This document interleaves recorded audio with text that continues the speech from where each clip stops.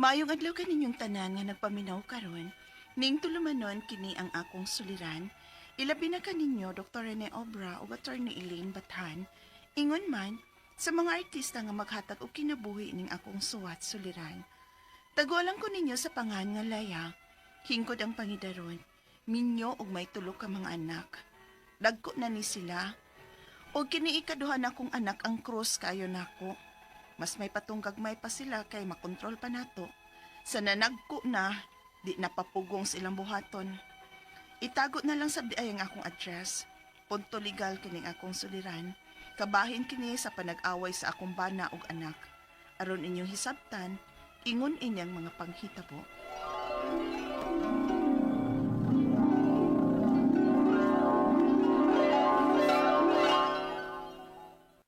Asas, Jeric? Ha? Nga na naman sad mo? Buang-buang ning bata, ah. Sige, hatag og baon sa eskwelahan. Wa naman mo eskwela. Unsa? Wa pa mauli. Wa pa man. Tanaw, mamakak pa ba ni ron? Oh, siya na nang nagpaingon diri ay. Karon lang ning bata, ah. Kalma lang ha. Istoryahan lang gud nato gud. Kalma. Di madag kalma. Di madag istorya na tawhana. Karon lang gina. Gahigig kay ni. Pasin bag di na tinuod ba? Di tinuod. Nga dito ko gikan sa eskwelahan. Wa ko na siya musod sa iyang klase. Sukad ganina buntag. Kuyog-kuyog ko na sa iyang mga barkadang adik. Unsa? Amin ko pa. Amin? Manamparos magod ka pa. Husisan Gusto na usman ka? Oy, kalma lang gud. Din ka gikan. Nga nang wa ka man musod sa imong klase. Oh. Nahibuong ka. Kung nga nahibaw ko. Ayaw na nagpamakakdo. Kaya dito ko gikan sa inyong eskwelahan. Nga nang wa ka man musod sa imong klase. Sige kag pangayog bawo na mo. Animala ka. Unya wala ka musod-sod sa imong klase. Animal ka na ko. Gisayunan ka sa mong sakripisyo ni mama nimo? Ha? Jose, gusto na gud.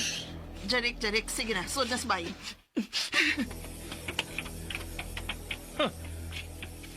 Hilak-hilak pang kanahan. Siya pa'y nakasa. Imo masagong idapatang bata gud. Bata. Manami gara na. Ha? Kay laban-labanan man nimo. Bata gutaon nga taas man kito nako gani. Ay, gusto na gud. Uy, nasige kasuko dia kay high blood ka baya. Ako ni makiksulti sa atong anak.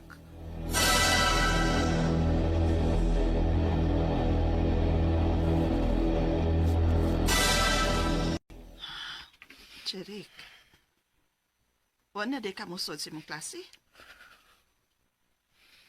Nga naman taon to? Ipa-eskwela man ta ka na mugtarong. Ingnanas papa ma. Usab gani siya dapat ako. Pusilon yun ako siya. Kay may pusil di ka dong, ha? Jerik? Recorded by X Thunder Gaming.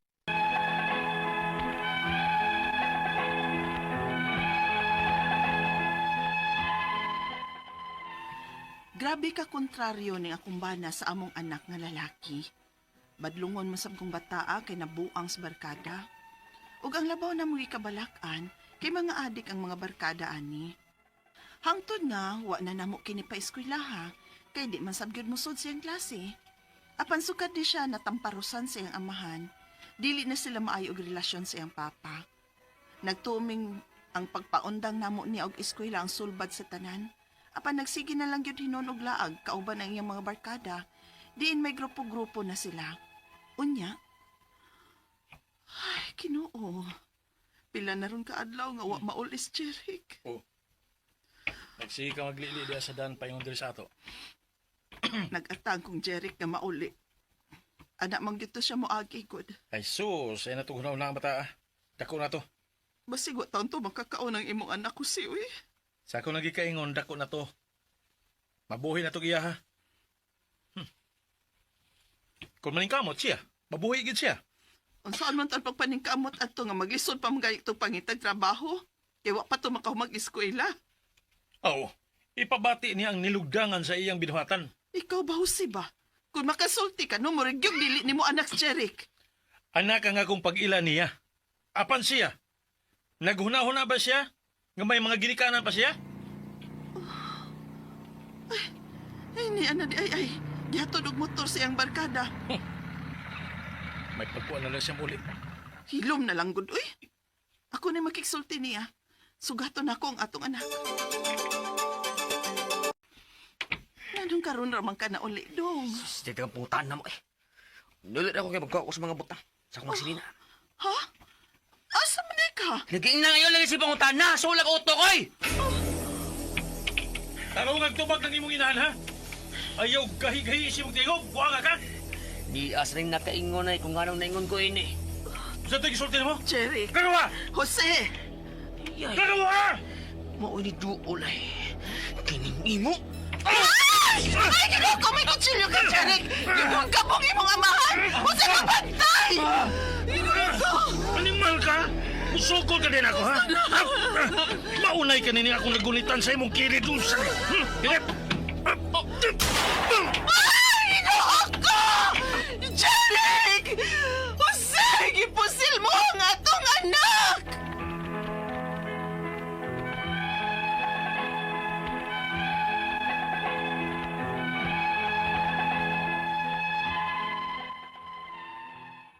Natapsingan sa pagdunggab sa akong anak ang akong bana, ug napusilan sa akong bana ang akong anak. Gidakop ang akong bana, samtang ang akong anak na hospital. Napanglimutan gyud ang akong bana tungod kay dili na masabot ang utok sa akong anak, tungod sa pagsigi og gamit anang ginadiling drugas. Ang akong mga pangutana mao kining mosunod. Unang pangutana, napusilan sa akong bana ang among anak, ug gidakop ang akong bana. Makasuhan ba gyud ang akong bana nga una mang nanunggab ang among anak niya? Ug sa among anak man sabtong maong armas? Ikaduhang pangutana, wa may kahibaw kung diinto sa akong anak ang maong armas. Makasuhan ba sabang akong anak sa paghupot adto? Nagtuora ba sabang mga pulis nga sa ako tong bana? Kay nga akong bana lagyang nakapusil sa akong anak. Ikatulong pangutana, pwede ba na matrace kung kinsay tag-iya sa armas nga gidada sa akong anak? Kay nahibaw man gyud mi nga dili to iya. Ikaw pa to gatapusan. Kung magkagawas na ang akong anak sa ospital, unsa may among buhaton? Kay nagtuo man gyud mi nga naa ni gisudlan nga binuang o tigamitan na ni og ginadiling drugas. Pwede pa nga amo na lang siyang ipapriso kay lain naman sab ang dagan sa utok. Palihog, tabang gyud tambagi ko. Kini ang akong suliran, Leia. Mayong adlaw mga suking tigpaminaw kini si Attorney Elaine Bathan. Og kinisab si Dr. Rene Obra. Karong adlaw kami sa kuang partner nga usa ka lisensyado nga medical doctor ug ako usa ka lisensyadong abogada ang mohatag ninyo og tambag tubag sa inyong mga pangutanag mga problemang may punto legal. Punto medical, psychological, emotional, behavioral og problema sa mga ginadiling drugas. So sure yun mo nga ang kanang among mahatag nga tambag ug Lisensyado. tubag? Yes. Tinuod no amo ginang gipaning kamutan nga base sa inyong mga gipadana mong suwat, ninyong mga suwat ug mga pangutana, medyo sakto pod nung naibasihan ang among mga tubag, di ba Dok? Yes. So ay namo pagdugay ipada ang inyong suwat sa suliran_612@yahoo.com. Or sa atong Facebook account, kini ang akong suliran, official writer's page. Pwede sad atong ipadala sa 3rd floor Jose R. Martinez Building, Osmeña Boulevard, Cebu City. Yes, and kinsa may mga unsa ato ang quote for the day, Doc? Ang atong quote for the day Mm. is that your life is a perfect classroom journey. There Yes. are lessons to be learned. Tinuod. Ha? Na- Hantag ma-learn. Anything sa tanan, no? Whether through good or bad experiences na Mas to, daghan Doc. ko tag ma-learn na to ni sa atong mga bad experiences. Yes, because they will make us stronger man. Yes. Diya man ta makaingon nga, naaday ko'y pagsipyat, naay pagkuwang, so mas tarungon ko ni, sunod, ani gani, di na ni mao akong buhaton, mo na ni akong buhaton. Mao. Diba? It makes us, and it's a test of our character po, Doc. Mm. No, kung unsa ta mo react sa mga ingon ana nga mga bati or negative nga situations, dinha makita ta og unsa gyud ta. Makalearn ko na tagdagan na to ni outside of our comfort zone. Tinuod. Correct yun na. Kay kung kampante ka, Sige di lang ka mo sige lang na si mong kwarto, wag yun, mahita mo. dili. Kihalan sa ka mo amo sulay, makaambak bakag makalabang baka. Oh. Di ba? Yes, okay sa mga i-greet na to Atong today, igreet Doc. ang atong mga guwapo o mga aktibo nga mga security men, security officers diya sa TRC Drug Rehabilitation sa Argao, Cebu. Si Geraldine Lopez, Gistoni Mamulang, Jeremy Sisiban ug Bonifacio Irames. Disemistro sa atong mga staff da sa Brotherhood Health Center sa Basak, San Nicolas, Cebu. Ang atong midwife dia si Ma'am Lucy Bismondo Balaba, Balubo, Christine Murillo, atong doktor dia ang Priya Basi. O kining uban dia Almini Alvaro, Acosta Abos, Mira Puentes, Leonardo Jimenez, Keruga, Fornilius, Liaguso, Ponsi ug si Cruz. Ug ang duol ninyo diha ang Psychiatric Hospital. Kung na may mga problema about psychological problems, you dial 887-4232. Psychiatric Psychiatric Hospital. Usa ko sa mga doktors diha attorney. Oh, okay. Well, then they are assured nga naagi maayong doktor dito, Dok. Kinaamang ka. Na Di ba? Letter sender karong adlaw si Leia. si Leia, 45 years old, taga diin ba to ni si Leia? Taga asa ba to ningila attorney? Leia? Oo. Wa ni niya man Wa ni- gisulti. wa niya Taguon gibutang naman na. sa pangano address given pero gipada sa kini ang akong suliran, official writer's page. Oh, minyo ni siya og may tulo ka mga anak. Yes. No, so dagko na yung mga anak, no? Wa niya gibutang ang iyang complete nga address. So unang pangutana ni Leia, punto legal ang atong kaso karon. Unang pangutana, napusilan sa akong bana ang among anak. O Badlungon gidak- manggod to katong ilang ikaduha, Dok, di ba? Gidako pang akong bana, nakasuhan bagyod ang akong bana nga una mang nunggab ang among anak niya ug sa among anak man tong maong armas. Okay.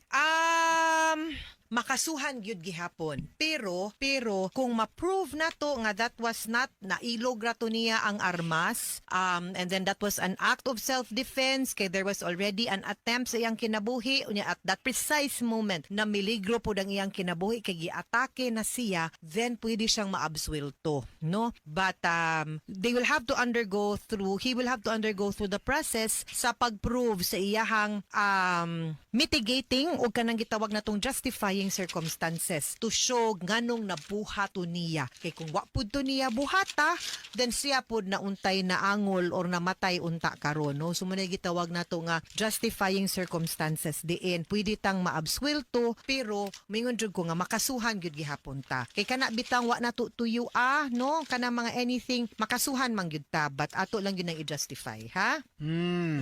Okay, kaduhang pangutana.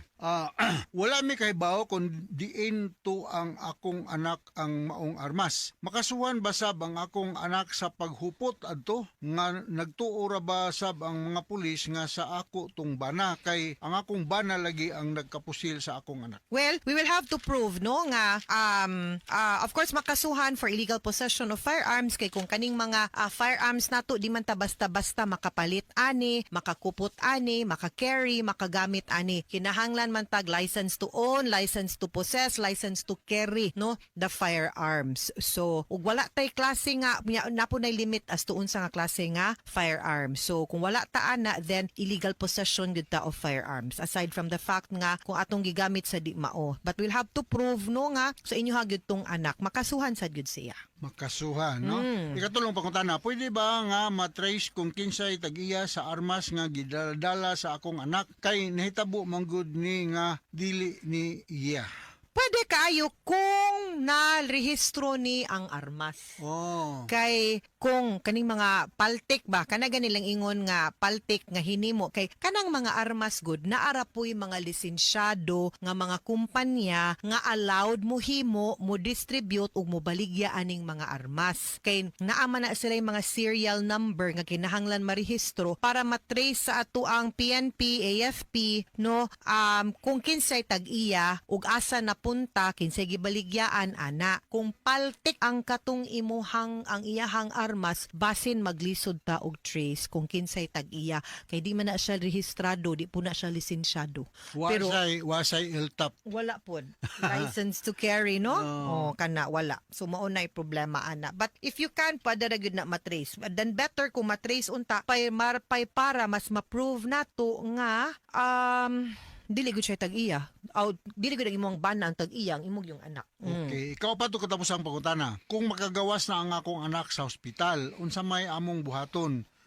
Kay nagtuo man gud mi nga naa ni gisudlan nga binuang og gigamitan og Ginadiling droga. Pwede ba nga amo na lang siya ang ipapriso kay lain naman ang dagan sa utok? Doc, kailan rehab, di ba? I think we should recommend nga iparehab ning bataa. Yes, Kay nag-drugs man. ipakonsulta din ni parihab. Okay, mo umang ginihinungdan nga no na naingon ana na siya. No, I think ang root cause ani is because he is a drug addict and a drug dependent. Yes. Mo nang lahig pangisip, lahig pangutok, lahig batasan, mubuhat nag mga dili mao tungod kay para ma-sustain siguro ni ang iyahang bisyo. But hopefully, di ba do kung ma-address unta ni siya, no? Then probably mas straight ni siya kay daghan man kag mga napasyente, di ba dok nga natarong. Yes. Oh. But ako lang ipahibalo nga before mo qualify ang usa ka drug user nga to sa drug rehab, kinahanglan nga medyo arang-arang na iyang dagan sa pangunahuna. Kay pag sud ba sa drug rehab, daghan ba yung mga house rules nga to be followed, ang mga activities nga kailangan mo participate siya actively. Okay. Dili lang kay mo adto lang mo kaon, mo tug, kaon tulog, no? Ay mga activities to be followed. Ha? Okay. Mga sukintig paminaw, hinaut unta nga namoy nakutlo na pagtulunan karong adlaw. Kini si Attorney Elaine Bathan. Og kinisab si Dr. Rene Obra. Daghan kayong salamat sa inyong pagpaminaw sa atong tulumanon. Hangtod sa sunod nga sugilanon din higapon sa tuang programa. Kini ang akong suliran.